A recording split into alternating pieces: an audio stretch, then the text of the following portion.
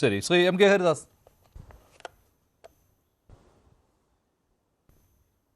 നോക്കൂ മഞ്ജുഷ്, ഞാൻ ശ്രീ ജയരാജ് പറഞ്ഞതിനോടൊന്നും ഞാൻ യോജിക്കുന്നില്ല. എന്നിരുന്നാൽ പോലും ഇതൊരു പരസ്പര സഹായ സഹകരണ സംഘമാണ്. പിണറായി വിജയനും മകളും CMRL കൂടിയിട്ടുള്ള നമ്മുടെ ഇന്നത്തെ ഈ പോക്ക് എന്തിനാണെന്ന് വെച്ച് കഴിഞ്ഞാൽ CMRL പരമാവധി രക്ഷിച്ചെടുക്കാൻ വേണ്ടിയിട്ട് പിണറായി വിജയനും മകളും ഏതറ്റം വരെയും പോകും. പിണറായി വിജയനെയും മകളെ രക്ഷപ്പെടുത്താൻ വേണ്ടിയിട്ട് CMRL ഏതറ്റം വേണമെങ്കിലും പോകും. നമ്മളിപ്പോൾ ഈ ചർച്ച നടത്തിക്കൊണ്ടിരിക്കുമ്പോൾ പിണറായി വിജയൻ ഡൽഹിയിലാണെന്നുള്ള കാര്യം മറക്കരുത്. അപ്പോൾ പിണറായി വിജയനെ ഒരു കാരണവശാലും അണ്ടർ എസ്റ്റിമേറ്റ് ചെയ്യരുത്. നമ്മൾ മീറ്റിംഗിന് പോയതാണ്, പോളിറ്റ് ബ്യൂറോ യോഗത്തിന് പോയതാണ്. ശ്രീ എം കെ ഹരിദാസ്, താങ്കൾ അത് ദുരുദ്ദേശത്തോടു കൂടി പറയുകയാണ്. പോളിറ്റ് ബ്യൂറോ മീറ്റിംഗിന് പോയതാണ്. പോയിക്കോട്ടെ, ഞാൻ ദുരുദ്ദേശത്തിലല്ല പറയുന്നത്. പിണറായി വിജയൻ എപ്പോൾ ഡൽഹിക്ക് പോയിട്ടുണ്ടെങ്കിലും അതിനു മുമ്പ് ഇത്തരത്തിലുള്ള ഇവിടുത്തെ ED നീക്കവും മറ്റും സ്വാഭാവികമായിട്ട് കാണുന്നത് കൊണ്ട് പറയുകയാണ്. പിണറായി വിജയനെ മറ്റ് CPM നേതാക്കൾക്ക് ഡൽഹിയിലില്ലാത്ത ഒരു പിടിപാട് പിണറായി വിജയനുണ്ട്. അത് കേരളത്തിലെ കുറച്ച് IAS IPS ഉദ്യോഗസ്ഥരുമായിട്ടുള്ള ഡൽഹി കണക്ഷൻ കൊണ്ട് നേടിയെടുത്തതാണെന്നുള്ള കാര്യം എന്നേക്കാൾ കൂടുതൽ ശ്രീ ജയരാജിനും അറിയാം, വസന്തിനും അറിയാം, മഞ്ജുഷിനും അറിയാം. ഞാൻ ആ ഒരു നിലയ്ക്ക് കുറച്ച് തമാശ കലർത്തിയിട്ട് പറഞ്ഞിട്ടുള്ളതാണ്. പക്ഷേ ഇവിടുത്തെ ED എന്താണ് മഞ്ജുഷ് ചെയ്തുകൊണ്ടിരിക്കുന്നത്? ഇവിടെ ഇപ്പോൾ ഈ കേസിലെ ഈ ജയരാജ് പറഞ്ഞ ഒരു കാര്യം ശ്രീ ജയരാജ് പറഞ്ഞ ഒരു കാര്യം ഞാൻ അംഗീകരിക്കുന്നു. 50 ലക്ഷം രൂപ ഒരു മണി ലോണ്ടറിങ്ങിൻ്റെ പരിധിയിൽ വരുന്ന തുകയാണോ ഇന്ത്യയിലത്തെ ഫിനാൻഷ്യൽ എക്കണോമിക്സ് വെച്ചിട്ട് ഇപ്പോഴത്തെ അവസ്ഥയിൽ? ഞാനൊരു കാര്യം ചോദിക്കട്ടെ, 2016 നോട്ട് നിരോധനം കഴിഞ്ഞുകൊണ്ട് ഇന്ത്യയിലെ പല സ്റ്റേറ്റിൽ നിന്നായിട്ട് ഏകദേശം 9,800 കോടി രൂപയുടെ കള്ളപ്പണത്തിൻ്റെ ഇടപാട് നടന്നതായിട്ടും അത് കള്ളപ്പണം, അതായത് നിരോധിച്ച നോട്ടുകൾ പിടിച്ചെടുത്തതായിട്ടും ഒരു സംഭവം നടന്നിട്ടുണ്ട്. ഇത് 2017-18 കാലത്തെ ഏറെ ചർച്ചയായിട്ടുള്ള വിഷയമാണ്. ഇപ്പോൾ 10 കൊല്ലം, ഈ നവംബർ വന്ന 10 കൊല്ലം കഴിഞ്ഞിട്ട് നമ്മൾ നോക്കുമ്പോൾ ആ കേസുകളുടെ തുമ്പ് എന്തായി? കാരണം എന്താ? ആ കേസുകളെല്ലാം നടന്നിരിക്കുന്നത് പിന്നീട് അന്വേഷിച്ചപ്പോൾ അതെന്താ BJP ഭരിക്കുന്ന സംസ്ഥാനങ്ങളിലാണ്. 1-2 ചെറിയ സംസ്ഥാനങ്ങൾ മാത്രമാണ് BJP ഭരിക്കാത്തതായിട്ടുള്ളത്. അപ്പോൾ 9,000 കോടി രൂപയുടെ കള്ളപ്പണം ഇടപാട് അന്വേഷിച്ച ED പെട്ടെന്നൊരു സുപ്രഭാതത്തിൽ 10 വർഷമായിട്ടും അതിനൊന്നും തന്നെ കുറ്റപത്രം സമർപ്പിച്ചിട്ടില്ല. ആരാണ് കൃത്യമായിട്ടുള്ള പ്രതികൾ? എവിടെയാണ് ഇപ്പോൾ ഈ 9,000 കോടി പിടിച്ചെടുത്ത 9,000 കോടി എവിടെയാണ്? അത് പിടിച്ചെടുക്കപ്പെട്ടവരിലേക്ക് തന്നെ തിരിച്ച് നല്ല കറൻസിയായിട്ട് തിരിച്ചെത്തിയോ? ഒന്നും നമുക്കറിയുന്നതില്ല. നാഷണൽ ഹെറാൾഡ് കേസിലെ സോണിയാഗാന്ധിയെയും രാഹുൽ ഗാന്ധിയെയും ചോദ്യം ചെയ്യുന്ന അവസ്ഥ എന്തായിരുന്നു മാധ്യമങ്ങളിൽ? ഇവിടുത്തെ യൂത്ത് കോൺഗ്രസ്സുകാരൊക്കെ കൂടിയിട്ട് ചോദ്യം ചെയ്യാൻ പോകുന്ന അവർക്ക് അഭിവാദ്യം അർപ്പിക്കലും അതുമാതിരിയുള്ള പ്രശ്നങ്ങളൊക്കെ ആയിട്ട് ഇവിടുത്തെ ചിദംബരത്തിൻ്റെ കേസ്, മുൻ ധനകാര്യ വകുപ്പ് മന്ത്രിയായിരുന്ന ചിദംബരത്തിൻ്റെ മകനെ മതിൽ ചാടിക്കടന്ന് ഉദ്യോഗസ്ഥർ ചിദംബരത്തിൻ്റെ വീട്ടിൽ ചെന്നിട്ട് പിടിക്കുന്നു. ഇനി ഞാൻ പറയുന്നൊരു കണക്ക് എന്താ വെച്ച് കഴിഞ്ഞാൽ എല്ലാവർക്കും അറിയാം. എന്നിരുന്നാൽ പോലും 10 വർഷം, അതായത് 5000 കേസ് രജിസ്റ്റർ ചെയ്തിട്ടുണ്ട് ഈ ED എന്ന് പറയുന്നത്. പ്രതികൾ ശിക്ഷിക്കപ്പെട്ടത് 40 എണ്ണത്തിൽ, അതായത് 0.8%.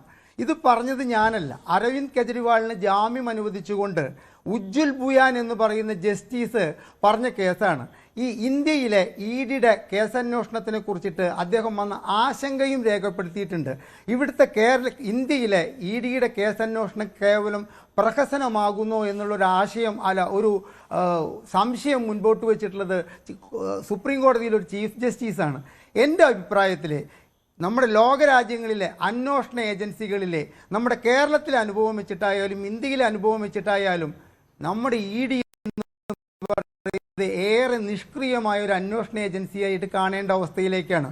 ഇപ്പോൾ BJP അധികാരത്തിൽ വന്ന ശേഷം കേരളത്തിലെ എത്ര കള്ളപ്പണം ഇടപാടുമായി ബന്ധപ്പെട്ടിട്ടുള്ള അന്വേഷണങ്ങൾക്ക് ഇവർ നടന്നിട്ടുണ്ട്? കാസർഗോഡ് ജില്ലയിൽ ചുരുങ്ങിയത് ഞാനിന്ന് അന്വേഷിച്ചപ്പോൾ 14-15 കള്ളപ്പണ ഇടപാട് കേസുകളിലെ അന്വേഷണം അവിടെ നടന്നിട്ടുണ്ട്. ഒരു പ്രതികളെ പോലും ഇതുവരേക്കും അറസ്റ്റ് ചെയ്തിട്ടില്ല.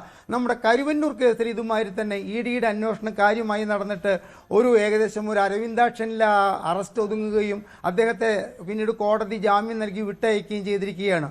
അപ്പോൾ പിണറായി വിജയനെയും അദ്ദേഹത്തിൻ്റെ മകളെയും നമ്മൾ അണ്ടർ എസ്റ്റിമേറ്റ് ചെയ്യരുത്. ഈ ഒരു 50 ലക്ഷത്തിൻ്റെ ഈ ശശിധരൻ കർത്തായുടെ ഫിനാൻഷ്യൽ സ്ഥാപനത്തിന് എടുത്ത ലോണും അത് തിരിച്ചടയ്ക്കാൻ വേണ്ടിയിട്ട് ഈ പണം തന്നെ ഉപയോഗിച്ചോ എന്നുള്ളതും.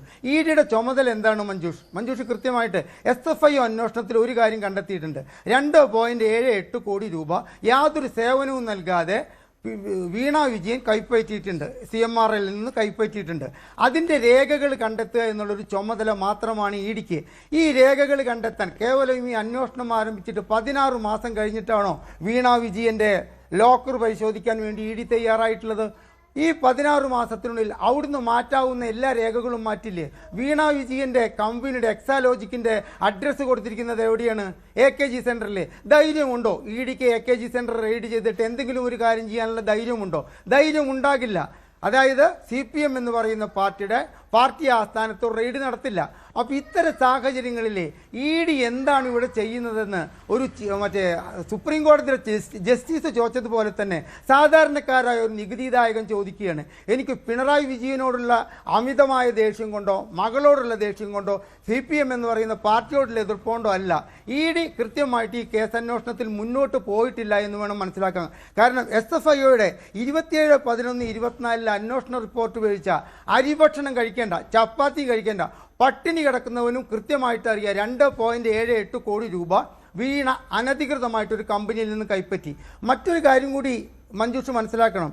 ഒരു 2 ആഴ്ച മുമ്പത്തെ ചർച്ചയിൽ കേരള ഹൈക്കോടതിയിൽ ഏറ്റവും മുതിർന്നൊരു അഭിഭാഷകൻ ഇരുന്നിട്ട് പറയുന്നത് കേട്ടു, 1.78 കോടി രൂപ കണ്ടെത്തിയിട്ടുള്ളത് നമ്മുടെ ഇൻകം ടാക്സിൻ്റെ ഇൻട്രീം സെറ്റിൽമെൻറ്റ് ബോർഡാണ് കണ്ടെത്തിയിരിക്കുന്നത്.